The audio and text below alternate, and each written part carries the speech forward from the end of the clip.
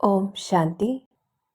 आज 4 मार्च 2024 की मुरली में बाबा विशेष बाप, टीचर और सद्गुरु तीनों के स्वरूप से हमें शिक्षा दे रहे हैं और अंतिम पेपर कौन सा होगा, कैसे उसके लिए हम तैयारी करें, तो वो भी बाबा स्पष्ट करते। तो सबसे पहले पूछते हैं बाबा कि उस पिता से हमें सतयुग का वर्षा मिलता है, हम नर से नारायण बनते हैं, ऐसी वो पढ़ाई हमें पढ़ाता है, तो हम श्रीमत को क्यों नहीं मानते हैं। तो ये सवाल खुद से पूछना है कि कितना हम मानते हैं और फिर क्यों नहीं मानते हैं। तो ऐसे तीनों की जब श्रीमत मिल रही है, हम आत्माओं को वापस सतो प्रधान बनना है जैसे हम सतयुग में थे। तो उसके लिए सबसे पहले नशा रहे, खुशी रहे कि दुनिया से सारा किचड़ा निकालकर हमको फूल बनाने वाला, पुरुषोत्तम बनाने वाला, इस पूरे विश्व को पवित्र स्वर्ग, फूलों का बगीचा बनाने वाला किंग फ्लावर, जो सर्व का सद्गति दाता है, ऐसा बाप हमारे लिए हमारे देश में आ गया है। तो ऐसी पवित्र दुनिया जिसमें हम बच्चे ही पहले पहले राज्य करने आते हैं। तो हम विचार करें कि हम बच्चों ने उसे कहा कि हम इस दुनिया में नहीं रहना चाहते, तो स्वयं भगवान को हमारे लिए धरती पर आना पड़ा इस दुनिया को परिवर्तन करने। फिर सिर्फ इतना ही नहीं, उसने तो हमें स्टूडेंट भी बना लिया। हम कितने ऊंच कुल के रॉयल स्टूडेंट हैं। पुरुषोत्तम संगम युग जो एक ही होता है, ऐसे श्रेष्ठ समय पर वो बेहद का मालिक बाप हम बच्चों को पढ़ा रहे हैं और स्वयं भगवान हमें गीता सुना रहे हैं, हमें मनुष्य से देवता बना रहे हैं। दुनिया में तो मनुष्य मनुष्य को गीता सुनाते हैं।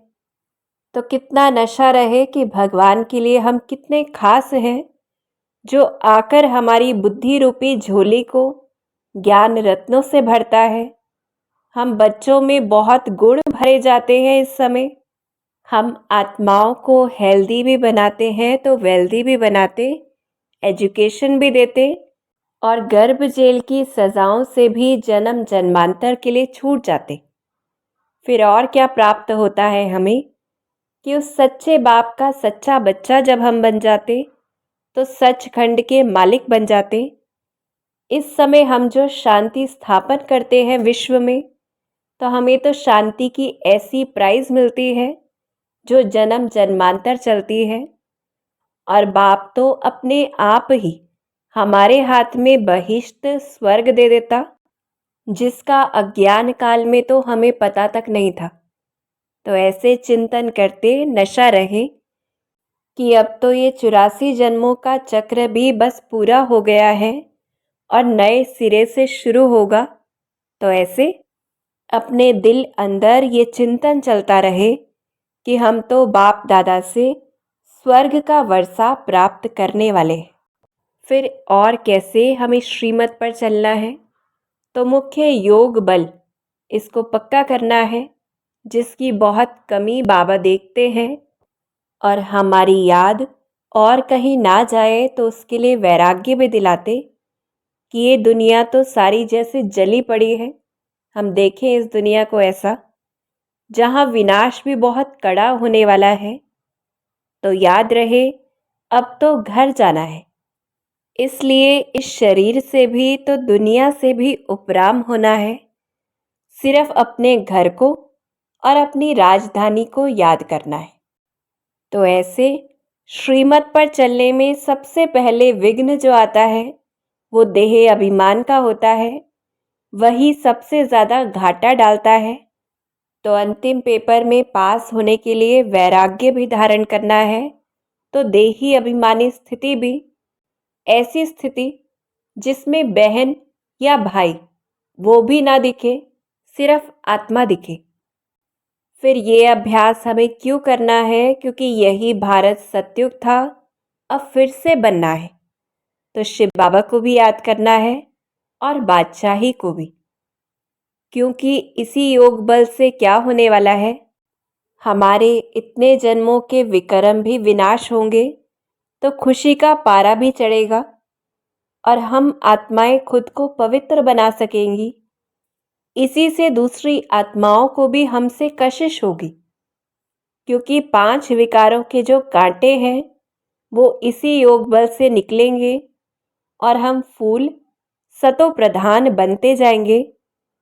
हम आत्माओं के अंदर जो जन्म जन्मांतर से किचड़ा है वो सब भस्म हो जाएगा और इसी से अंतमति सो गति होगी। दुनिया भी तभी साफ होगी जब ऐसे साफ हम हो जाएंगे और फिर ही हम स्वर्ग में जाएंगे, लक्ष्मी नारायण विश्व के मालिक के समान बन जाएंगे।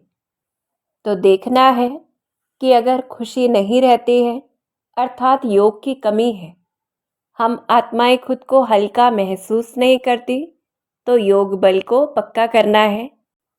तो ऐसे करते बाबा हमें बता रहे हैं कि अंतिम पेपर क्या है कि हम शरीर छोड़े तो और कुछ भी बुद्धि में याद ना आए सिवाय एक बाप के, और बुद्धि में रहे कि अब तो हम ट्रांसफ़र हुए कि हुए, अब तो घर जाना है। तो जितना सारा दिन ये बात पक्की रहेगी कि अब घर जाना है, तो अंत में ऐसी अवस्था होगी हम पेपर में पास हो पाएंगे। फिर अंतिम पेपर के लिए और क्या तैयारी करनी है, तो याद रहे कि मेरे पास कुछ भी नहीं है, अर्थात अकेली आत्मा बनना है, जिसके पास ना ये शरीर है, ना कोई धन है, ना संबंध है, ना कोई पढ़ाई है, क्योंकि पुरानी दुनिया का अगर कुछ भी अंत में याद आया तो फेल हो जाएंगे। तो जैसे किसी को अगर पता होता है कि उसे शरीर को छोड़ना है, तो वो पहले से ही चीज़ों को समेटना शुरू कर देता है। तो ऐसे ही हमें बुद्धि से सब कुछ समेटना है।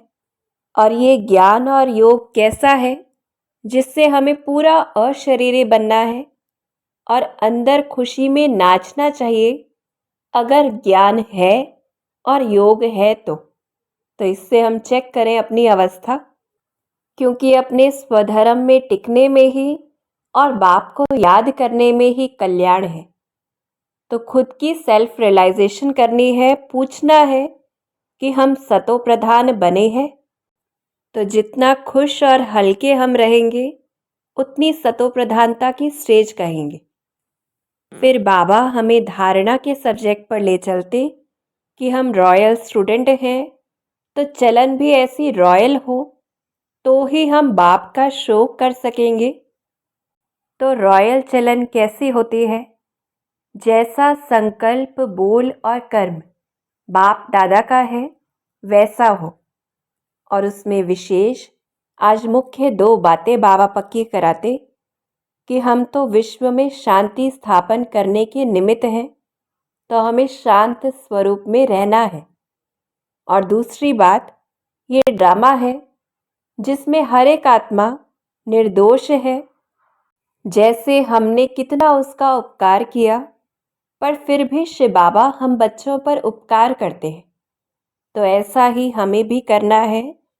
और स्लोगन के माध्यम से भी बाबा बताते कि संपन्नता की स्थिति में स्थित होकर फिर हमें प्रकृति की हलचल को देखना है, और ऐसे देखना है जैसे चलते हुए बादलों को हम देखते हैं, जहाँ खुश हो रहे होते हैं और सीन के रूप से दिख रहे होते हैं।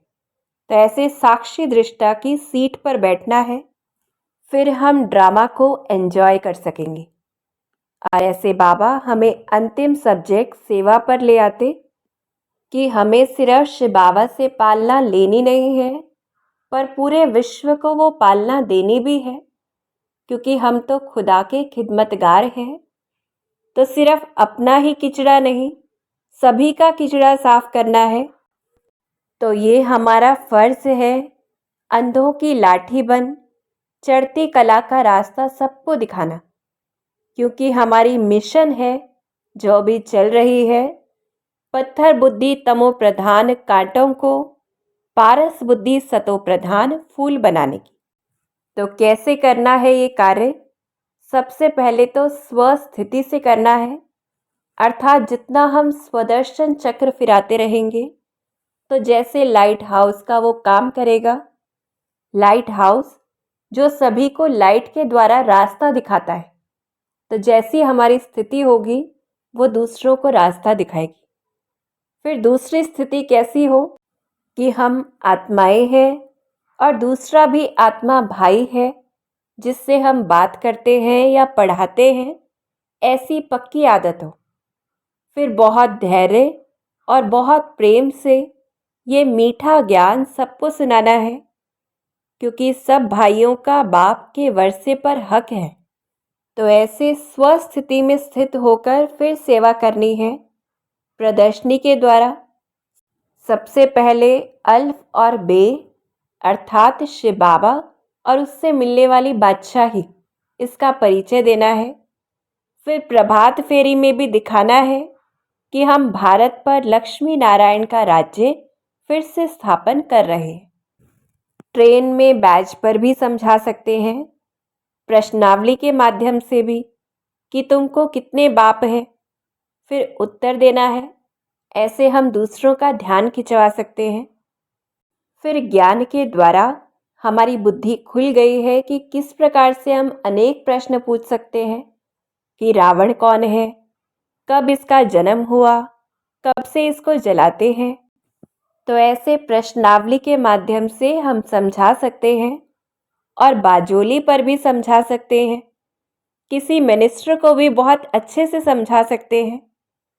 सबको बताना है कि हम श्रीमत पर भारत की सच्ची सेवा कर रहे हैं और भारत की सेवा में ही हम पैसे भी लगाते हैं। तो दुनिया में जैसे सबसे ज़्यादा सेवा के लिए समर्पित नन्स होते हैं, तो ऐसे ही बाबा प्रेरित करते कि हमें भी उनके समान सेवा करनी है, बहुत प्रजा बनानी है, सेवा का घेराव डालना है, विस्तार करना है, पर किसी को भी घायल करने के लिए, अर्थात उन्हें ज्ञान का तीर लग जाए, उसके लिए योग बल चाहिए। तो इसके ऊपर विशेष अंडरलाइन करना है।